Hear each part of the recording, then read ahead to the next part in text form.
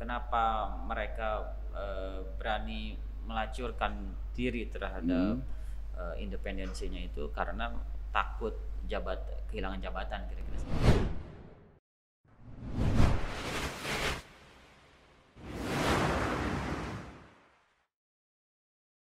itu. Assalamualaikum warahmatullahi wabarakatuh. Ketemu kembali sahabat inilah. Hari ini kita kedatangan tamu istimewa yang ditakuti banyak para politisi, yang disegani banyak politisi. Ini adalah sahabat saya di dunia jurnalis dan dia sekarang sudah menjadi pejabat di Kabupaten Bandung. Aduh. Selamat datang Kang Hedi di Inilah Koran Channel. Siap. Acara ini kita sengaja kemas untuk Kang Hedi karena ada beberapa persoalan mungkin yang memang di Indonesia inilah peran proses demokrasi ini terkadang dikotori dengan beberapa persoalan itu seperti yang memang sampai hari ini terus terjadi, politik uang, terus ya proses demokrasi yang tidak demokratis mungkin ya. Saya menyebutnya begitu. Dan ini Kang Hedi ini adalah salah satu anggota Bawaslu Kabupaten Bandung di bidang Divisi pengawasan. Divisi pengawasan. Divisi pengawasan artinya bagi para politisi hati-hati ketika ingin melakukan hal-hal yang negatif, melanggar hukum karena nanti Kang Hedi akan menindak dan saya yakin Kang Hedi ini orang yang berani, orang yang konsisten dengan proses demokrasi yang adil. Langsung aja Kang Hedi, kira-kira proses demokrasi di Kabupaten Bandung hari ini apakah ada perkembangan yang lebih baik atau memang banyak ya kasus-kasus yang memang terjadi di proses demokrasi sebelumnya? Mangga. Ya, kalau bicara Kabupaten Bandung, sebelum pilkada itu berlangsung, ya tahapan pilkada itu berlangsung, saya melihatnya bahwa dinamika demokrasi di Kabupaten Bandung secara keseluruhan itu tidak berjalan sebagaimana mestinya karena proses pengawasan yang dilakukan di luar eksekutif itu tidak berjalan gitu. Pengawasan yang dilakukan oleh DPRD, pengawasan yang dilakukan kelompok masyarakat itu tidak maksimal. Akhirnya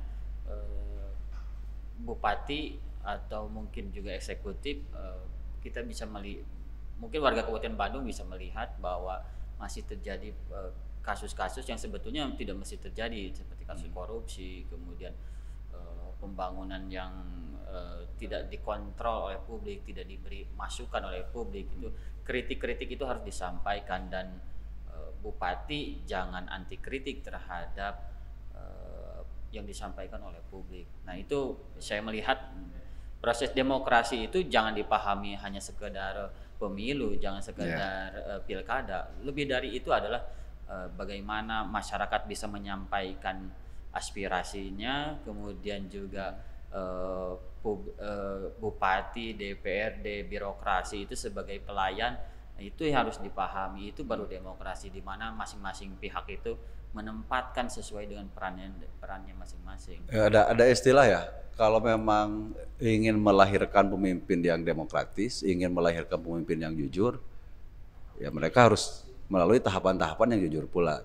Ya artinya ketika ada kasus-kasus korupsi, kasus segala macam lah yang memang merugikan masyarakat, apakah proses itu tidak mereka lakukan dengan baik gitu, sehingga misalkan kalau ingin menang ya salah satunya harus melakukan politik uang gitu misalkan, sehingga dia bisa jadi kepala daerah, bisa jadi anggota dewan atau apapun itulah, karena memang faktanya kan begitu hari ini. Politik uang itu bisa menjadi salah satu kalau mau menang ya politik uang gitu. Bagaimanapun masyarakat sudah memahami itu. Nah, kira-kira fenomena ini akan terus berlanjut nggak? Tadi kata Kang Hedi karena proses demokrasi itu tidak melulu untuk di proses pemilihan pilkada dan pileg gitu ya. Tapi proses pelaksanaan itu yang paling penting. Nah, dengan proses itu kira-kira apakah ini menjadi salah satu faktor gitu ketika praktek korupsi masih ada, ketika praktek yang tidak amanah masih ada, praktek ketidakjujuran masih ada, apakah karena proses mereka yang salah atau memang masyarakat salah memilih gitu? Ya, pertama mungkin kita selama bertahun-tahun memahami politik itu dengan cara pandang yang salah. Politik itu kan kadang kita pahami sebagai sesuatu hal yang kotor gitu. Bahkan mungkin orang Indonesia walaupun mayoritas Muslim, tapi cara pandangnya cara pandang Machiavellistis gitu, yang menghalalkan segala cara, termasuk dalam proses kandidasi pemilihan bupati, gubernur, presiden mungkin ya, dan secara umum memang seperti itu faktanya bahwa segala sesuatunya itu harus dan terjalin secara transaksional gitu. Bahkan beberapa kali saya berbincang dengan para elit politik itu, mereka selalu mengatakan, bahkan tidak malu-malu mengatakan bahwa politik tanpa uang itu tidak akan pernah jalan, dan berani menjamin tidak ada bupati atau kepala daerah atau anggota dewan yang terpilih tanpa ada politik uang. Nah, sedemikian parahnya gitu praktek politik di kita. Bahkan kan rakyat kita pun juga sama aja gitu. Kalau tidak ada amplop gitu, tidak ada sembako, ya mereka tidak akan pilih. Jadi sama-sama perlu diperbaiki lah. Ya elit politiknya, kemudian rakyatnya, kemudian juga birokrasinya, penyelenggara pemilunya juga sama-sama harus berpikir ulang mau dibawa kemana gitu perjalanan bangsa kita ini gitu, dan sampai kapan praktek seperti ini berlangsung gitu. Jadi sih memang saya sih ngelihatnya money politik ya, politik transaksional itu seperti apa ya, buang angin gitu. Betul. Rasanya baunya kecium tapi gak kelihatan gitu kan. Betul. Dan memang faktanya Kang Hedi juga begitu sampai hari ini kan gitu ya. Nah, tapi kira-kira di Kabupaten Bandung deh yang hari ini dalam proses penjaringan calon dan segera ditetapkan calon, ini udah kelihatan nggak Kang kira-kira praktek-praktek yang memang transaksional gitu, misalkan soal mahar lah, misalkan soal syarat yang lebih ke hal-hal yang transaksional yang memang dikeluhkan atau memang ditawarkan oleh partai politik ke salah satu calon atau siapapun itulah gitu. Kita sudah sering mendengar bahwa ada partai politik yang meminta mahar sekian banyak gitu ya, habis ada yang juta, ada yang miliar gitu, dan di pilkada, pilkada sekarang pilkada ini gitu. Tapi kan masalahnya mereka tidak melapor ke Bawaslu. Yang kedua juga kami telusuri, ayo gitu, kami telusuri, pihak-pihak itu juga tidak kunjung melapor gitu. Jadi sangat disayangkan. Kita pengen sekali kita mengungkap kasus mahar politik ini, karena setahu saya belum ada di Indonesia itu yang bisa terungkap gitu, transaksi untuk mahar politik ini. Kalau politik uang dari calon atau tim sukses ke pemilih itu sudah sering lah ya. Tapi kalau untuk mahar politik yang menjadi pintu awalnya saja itu kita baru mendengar ya curhatan, kemudian juga kekecewaan yang tidak ada. Yang didengar Kang Hedi ya hari ini nih di Kabupaten Bandung, mahar politik yang paling besar itu angkanya sampai berapa, Kang? Saya tidak berani menjamin angkanya berapa gitu. Tapi kalau dengar sih ada tergantung kursi gitu. Tergantung kursi. Misalkan untuk kursi bupati aja berapa tuh, Kang? Aduh, itu kan kalau isu yang masuk lah gitu kalau kan. Isu yang masuk, informasi ke saya itu kalau partai yang bisa 10 kursi, 9 kursi itu bisa ditawari 2 sampai 3 miliar gitu. Itu hanya untuk mahar. Hanya untuk mahar gitu. Belum biaya yang kampanye lain. Segala macam. Nah itu saya berani ngomong gini dari mana? Ya curhatan dengan sesama politisi kandidat ya. politisi. Tapi gitu. kan ya mereka tidak berani melapor, buktinya juga tidak ada gitu. Tapi ya yang namanya bangkai ini kan kita hanya bisa mencium baunya saja gitu ya. Mudah-mudahan lah masyarakat atau calon yang berani mengungkapkan ini, ayo laporkan ke Bawaslu dan mari kita ungkap gitu. Akhirnya kan Bawaslu juga jadi si malakama yang nggak bisa nindak karena tidak ada yang melapor gitu, tapi ya kedengeran gitu kan. Dan kita juga tahu gitu ya.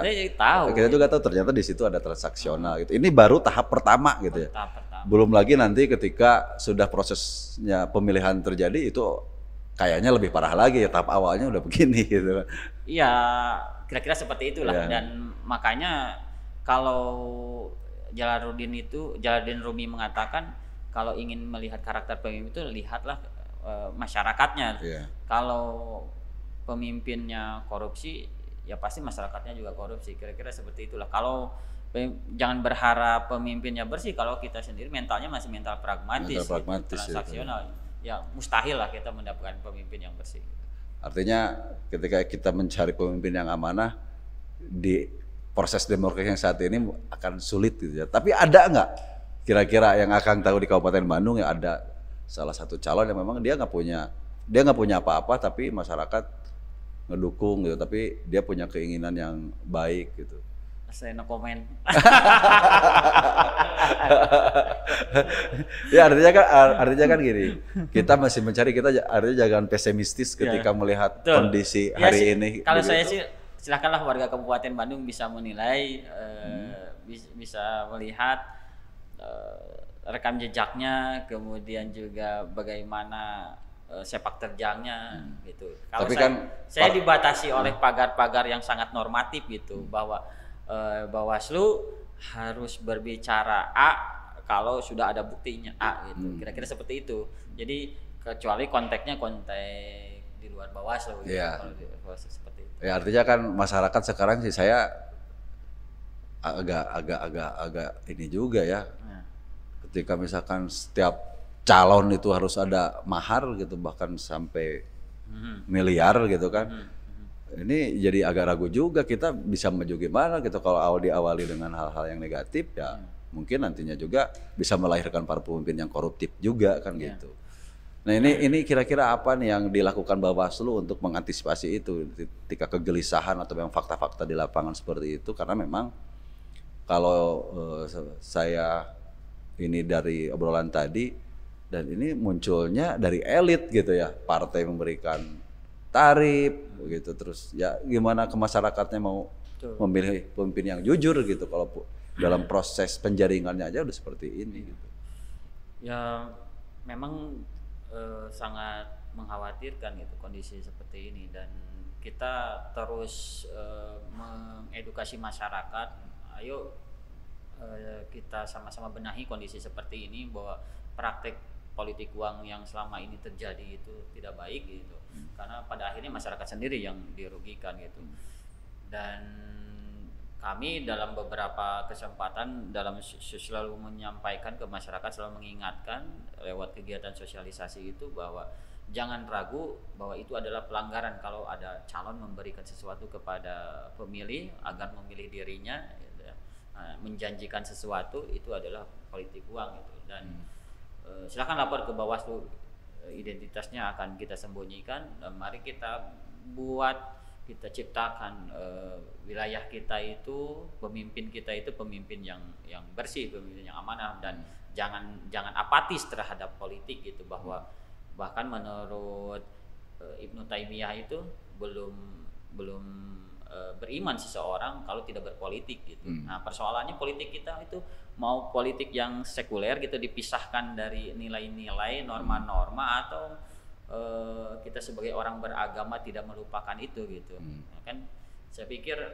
kita tidak sepenuhnya mengadopsi politik liberal dari barat gitu, menghalalkan segala cara, atau Niccolo Machiavelli gitu. Kita sebagai orang yang beragama tetap harus memperhatikan rambu-rambu bahwa politik itu masih bisa kalau dijalankan dengan nilai, dengan norma-norma agama gitu, tanpa menyakiti, tanpa menindas, tanpa menghisap rakyat pada akhirnya.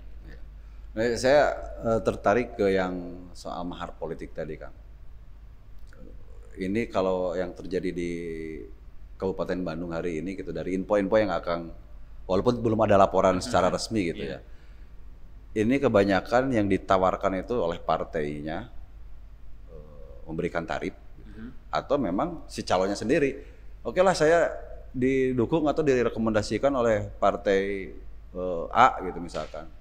Saya punya uang sekian untuk bisa meloloskan saya menjadi kandidat gitu. Itu kebanyakan yang Akang tahu kira-kira dari mana Kang yang ditawarkan itu? Kalau obrolan ringan saya dengan beberapa orang itu ya kedua belah pihak lah. baik dari calonnya karena pengen mendapatkan rekom ya, mendapatkan surat rekom penugasan pengusungan calon ya dari partai, dia yang berjuang, atau juga dari partainya yang memang memasang tarif gitu. Jadi kedua-duanya yang saya dengar dan yang saya terima informasinya seperti itu. Tidak ada makan siang yang gratis ya. Kira-kira seperti itu, memang seperti itu kondisinya. Nah ini baru di tahapan partai Kang ya, belum ke pemilih ya, belum ke pemilih. Nah sekarang kan ya ada juga yang paling urgensi juga di wilayah ASN ya, di wilayah pegawai negeri, karena bagaimanapun tidak bisa kita pungkiri ya, sebagian besar, bukan sebagian besar, ada beberapa oknum-oknum ASN yang memang mulai dari proses demokrasi pemilihan kepala daerah ini sudah mulai ikut bermain politik gitu. Nah, kasus-kasus itu di Kabupaten Bandung kira-kira kan udah ada laporan atau memang curhatan dari teman-teman di Kabupaten Bandung untuk keterlibatan ASN dalam menentukan pilihan-pilihannya baik untuk dirinya sendiri ataupun buat lingkungan dan keluarganya gitu. Gimana Kang? Kalau untuk netralitas ASN sendiri di Kabupaten Bandung kita sudah menangani 7 perkara itu. Oh, udah ada kasus ya? Sudah ada. Dalam proses pemilihan sekarang? Nah, untuk pilkada 2020 ini sudah 7 gitu. Dan memang setiap penyelenggaraan selama saya menjadi penyelenggara pemilu itu baik 2018, 2019 dan 2020 selalu ada pelanggaran netralitas ASN ini. Artinya memang birokrasi di kita itu belum bisa menempatkan dirinya pada posisi tengah gitu ya. Dia tidak berpolitik, ya. tidak dipolitisasi. Atau bisa menjadi sebaliknya bahwa birokrasi kita selama ini memang menjadi sapi perahan penguasa misalnya kan. Tergantung arah mata anginnya mau diarahkan kemana, itu tergantung dari kepalanya kan. Oh iya. Ya kira-kira seperti itulah, buktinya terjadi dari 2018, 2019. Faktanya ada gitu ya. Faktanya ada. Ini kalau yang 7 kasus yang pernah diungkap ini sudah ke tahapan sanksi kan? Sudah diputuskan. Sudah vonis gitu ya? Sudah vonis. Sudah diputuskan. Bahkan kan kalau saya tidak hanya ASN gitu, sejumlah lembaga yang memang berafiliasi dengan kementerian pun sudah digiring-giring ke wilayah politik praktis gitu. Ya memang nggak tahu di kita begitu kondisinya ya. Justru ini kepentingannya apa Kang ketika ASN ikut terlibat politik praktis ya, walaupun mereka diharuskan netral, mereka tuh apa sih yang jadi targetnya? Apakah target jabatan lah atau memang target kursi juga gitu ya? Kira-kira apa Kang yang menjadi target ketika begitu beraninya ASN terlibat dalam proses itu gitu? Hasil dari penelitian yang dilakukan oleh Komisi Aparatur Sipil Negara itu, kenapa mereka berani melacurkan diri terhadap independensinya itu karena takut kehilangan jabatan, kira-kira seperti itu. Ya artinya kan yang jadi motivasi mereka untuk ikut terlibat itu nggak mau jabatan, kayak yang sudah punya jabatan tidak mau jabatannya terus hilang gitu, atau karena tekanan dari pimpinannya sehingga tidak ada pilihan lain. Ya artinya pimpinannya berarti juga sudah terlibat itu akhirnya. Iya. Turunannya ya semakin kuat juga gitu ya. Bisa juga politik balas budi gitu karena dia telah diangkat di posisi ini misalnya, sehingga masa sih etikanya saya gitu. Nah, kira-kira gitulah di kita itu. Dan yang 7 kasus itu yang paling menarik yang kasus yang mana Kang? Yang paling menarik menurut saya sih camat ya sama kepala dinas. Jadi prakteknya mereka gimana? Fakta-faktanya. Kalau untuk camat itu dia hadir di kegiatan partai ya. Bahkan juga berfoto dengan bakal calon. Nah, kalau kepala dinas waktu itu yang bersangkutan berfoto dengan bakal calon gubernur pada waktu itu. Tapi kalau yang 7 ini murni pilkada, selama tahapan pilkada. Tahapan pilkada yang di Kabupaten Bandung sekarang gitu. Selain mereka ikut dalam sebuah acara kampanye ataupun apapun itulah, ada nggak yang memang mereka misalkan ikut ngebantu dalam proses ngebantu pendanaan untuk kampanye atau memberikan ada nggak fakta-fakta seperti itu? Sejauh ini kami belum menemukan hal itu ya. Tapi yang pasti baru yang kami lihat itu ya yang terukur saja, misalkan mereka ada semacam upaya dukungan terhadap bakal calon atau calon itu. Yang karena ini belum ada calon, maka dukungan terhadap bakal calon sudah kelihatan. Dari mana aktivitasnya? Dari media sosial. Kelihatan. Oh, itu udah. Dan Akang bisa menjadikan itu sebagai bukti untuk memberikan tindakan nggak? Misalkan fakta di media itu sosial. sesuai bisa dengan edaran Kemenpan RD, kemudian juga tentang PP 42 2004 itu tentang kode etik ASN itu tidak diperkenankan ASN memberikan like atau berfoto dengan hanya memberikan like aja nggak bisa. Tidak boleh. Jadi bagi ASN Kabupaten Bandung ataupun ASN lainnya, ketika ada proses demokrasi, memberikan like atau komen atau dalam bentuk dukungan, itu sudah melanggar. Jadi harus hati-hati ya ASN juga ya. Memang ASN itu di sisi lain mereka punya hak pilih gitu, tapi di sisi lain mereka itu dibatasi ekspresi politiknya. Mereka hanya bisa menyalurkan selama 5 menit di TPS, udah itu saja, tidak ada yang lain. Tidak ada yang lain. Tidak yang lain. Saya jadi agak ini juga ya Kang, masyarakat akhirnya jadi, kalau saya memposisikan sebagai masyarakat ya, ketika fakta-faktanya dari Bawaslu juga, kedewasaan berpolitik di para praktisi politiknya, terus partainya juga, termasuk perangkat birokrasinya juga, mereka melakukan hal-hal yang seperti itu, kira-kira buat masyarakat untuk bisa memilih calon yang sesuai dengan ekspektasi gitu ya, calon yang jujur, calon bisa mengembangkan daerah jadi lebih maju, ini harus seperti apa gitu masyarakat menilai dan memilih para calonnya, karena dalam prosesnya pun sudah sedemikian buruk gitu ya. Bagaimana masyarakat mau memilih yang katakanlah calon-calon yang jujur gitu Kang. Ini kira-kira gimana Kang fenomena ini? Ya praktiknya masyarakat jangan apatis, jangan putus asa gitu. Mereka harus keluar, ayo kita buat perubahan gitu. Jangan pilih calon-calon yang memberikan politik uang, jangan pilih tim sukses yang menawarkan program-program yang tidak masuk akal gitu. Dan jangan pilih juga calon yang menawarkan program populis gitu sebetulnya, tapi tidak sesuai dengan garis-garis besar konstitusi kita. Banyak calon-calon seperti itu demi meraih suara dukungan pemilih, walaupun melanggar konstitusi dia lakukan. Nah ini kan merusak proses kehidupan berbangsa kita. Nah masyarakat harus kritis, masyarakat harus lawan praktek-praktek seperti itu. Kalau dulu di zaman Orde Baru kan ada Arief Budiman, kemudian ada kelompok-kelompok seperti Hariman Siregar, mereka berani menolak gerakan politik-politik seperti itu. Ya kenapa tidak masyarakat hari ini juga melawan hal itu? Ya artinya masyarakat juga harus pandai-pandai melihat pandai menggali informasi calon mana aja yang melakukan itu, misalkan ya artinya bisa meminimalisir ya, dan bisa memilih pilihan-pilihannya mana calon-calon yang jujur dan bisa amanah gitu ya mungkin.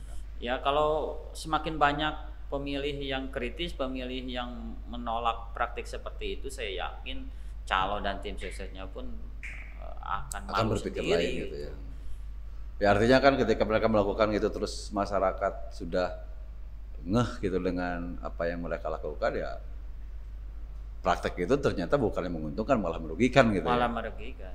Ya artinya kan ini harus ada pendidikan politik juga ya buat masyarakat, sehingga masyarakat bisa cerdas gitu ya dalam memilih gitu. Nah ini upaya-upaya dari Bawaslu sendiri kan ada nggak sosialisasi ke masyarakat bahwa ini nih cara memilih yang baik itu begini, atau mengantisipasi adanya pelanggaran pemilih di kontestasi pilkada ini, ada nggak upaya-upaya yang dilakukan Bawaslu ke arah sana?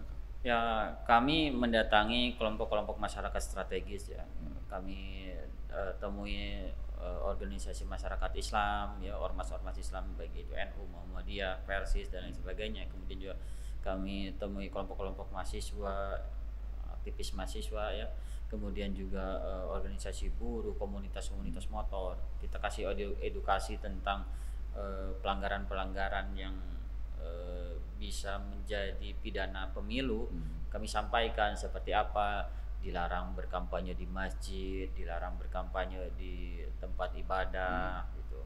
dilarang melakukan politik uang, dilarang melakukan politisasi sara, fitnah, hoax dan sebagainya. Kita sampaikan kepada mereka, dan mereka kalau menemukan itu tolong sampaikan kepada kami. Kami sering edukasi, bahkan tidak hanya itu, kami juga secara kelembagaan membuat sekolah kadar pengawasan partisipatif, dan itu masyarakat umum yang ikut program itu sudah ada 200 orang lebih lah yang dihasilkan dari sekolah kadar ini, dan kita harapkan mereka bisa menjadi kader organiknya pengawasan gitu, sehingga di prakteknya nanti mereka bisa membantu kami, mengawasi pemilih, mengawasi tim sukses calon gitu. Semuanya harus diawasi, semuanya harus benar-benar ya diusahakanlah berjalan sebagaimana mestinya. Saya sih kalau melihat dari beberapa proses konsultasi politik sebelumnya gitu kan, tidak sedikit masyarakat yang berpikir ketika itu sudah tahu salah gitu. Ada praktek money politik, ada praktek politik uang atau apapun itulah dalam bentuk bantuan. Kadang-kadang masyarakat berpikir ya udahlah bantuannya saya terima, duitnya saya terima, milih mah kumaha kewe gitu kan gitu. Nah, itu kan akhirnya jadi begitu karena terlalu banyak kandidat kontestasi yang memang calon-calon lah yang memang memberikan ya gencar kan, apalagi di masa-masa akhir ya, masa tenang kan bukan jadi masa tenang, akhirnya jadi masa bombardir bantuan kan gitu. Iya, akhirnya kan masyarakat daripada ini ya uangnya diterima tapi milihnya dia ya sesuka hati gitu. Nah, praktek yang begitu masyarakat itu bisa dipidana juga kan ya. Di aturan pilkada ini yang bisa dijerat oleh pidana politik uang itu pemberi dan penerima. Terlepas dari yang bersangkutan mau memilih atau tidak, selama yang bersangkutan itu terbukti menerima politik uang, baik itu politik uang itu tidak hanya uang, bisa berupa sembako bisa berupa gitu yang lainnya gitu, yang bisa merubah pilihan politik seseorang, nah itu bisa termasuk politik uang. Kalau misalkan nggak merubah, saya mah terima aja karena di hati sudah ada pilihan misalkan. Itu kan tetap aja dia menerima, buktinya sudah ada yang menerima. Gitu. Jadi kira-kira nih Kang, untuk pesan-pesan ya ini karena waktu sudah ini kayaknya masih banyak yang saya ingin tanyakan, tapi karena memang di belakang waktunya sudah mengisyaratkan habis gitu. Ini ada pesan-pesan nggak Kang buat para praktisi politik, masyarakat, dan khususnya ya bagi birokrasi ya yang hari ini memang banyak terlibat di urusan-urusan kepentingan politik. Kira-kira ada pesan-pesan buat kandidat dan masyarakat untuk proses Pilkada Kabupaten Bandung, Kang? Kalau saya sederhana ya, kepada semua pihak, baik itu kepada peserta pemilu, peserta pilkada, penyelenggara pemilu, pemilih gitu, pemerintah daerah, ayo mau dibawa kemana Kabupaten Bandung itu ya tergantung kita gitu. Politik itu tidak selamanya transaksional, bisa kok. Di daerah lain saya menemukan prototipe kepala daerah yang berani menolak untuk melakukan mahar politik transaksional gitu. Masa di kita juga pasti bisa, tinggal kemauan saja gitu. Itu mungkin kan pesannya. Terima kasih sahabat, inilah mungkin itulah beberapa pesan-pesan dari salah satu komisioner Bawaslu di Kabupaten Bandung. Dia juga berpesan bahwa mencari pemilih yang jujur itu tidak sulit gitu. Bagaimana kita pandai-pandai melihat calon-calon yang tidak melakukan praktek-praktek politik uang gitu. Jadi pandai-pandailah mencari calon pemilih, jangan terbuai dengan politik uang, jangan terbuai dengan sembako. Kita cari calon pemimpin di Kabupaten Bandung yang berintegritas, yang jujur, yang tidak melakukan politik uang. Sampai di sini pertemuan kita nanti bahas beberapa isu-isu lain di podcast Inilah Koran. Jangan lupa like, subscribe, dan share channel Inilah Koran. Terima kasih. Assalamualaikum warahmatullahi wabarakatuh.